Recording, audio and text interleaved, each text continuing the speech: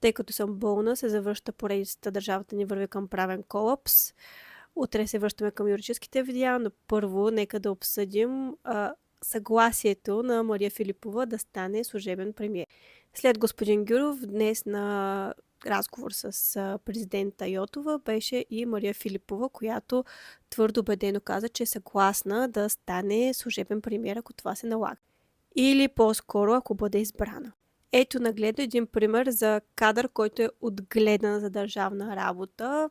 За какво по-точно, може сами да прецените. На въпрос на журналистите защо се смята, че е квалифицирана да взема поста на служебен министър-председател, Мария Филипова отговори изключително граничещо с арогантност, че за тези от тях, които не я познавали, тя била Мария Филипова, служител с опит в различни държавни институции, държавен служител от 15 години, което я прави напълно квалифицирана тя да бъде служебен премиер.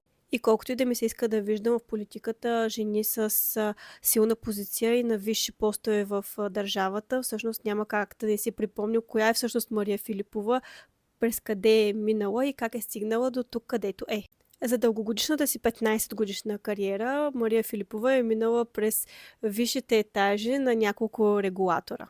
Като започнем от председател на комисията по хазарта, където обясняваше как Васил Божков е предлагал по 10 000 лева на ден да си правил с нея каквото си иска и свидетелстваше срещу него.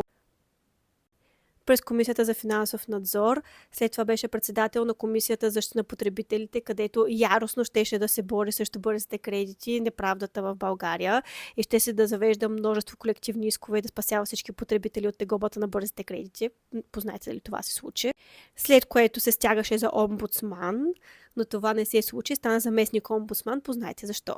През септември месец самата Филипова заявява, че тя не разбирала от политика, видите ли, от политически термини, затова нямало как да отговаря на някакви въпроси, които й се задават, но видите ли, тя е изключително подготвена няколко месеца по-късно да заема поста на служебен премиер.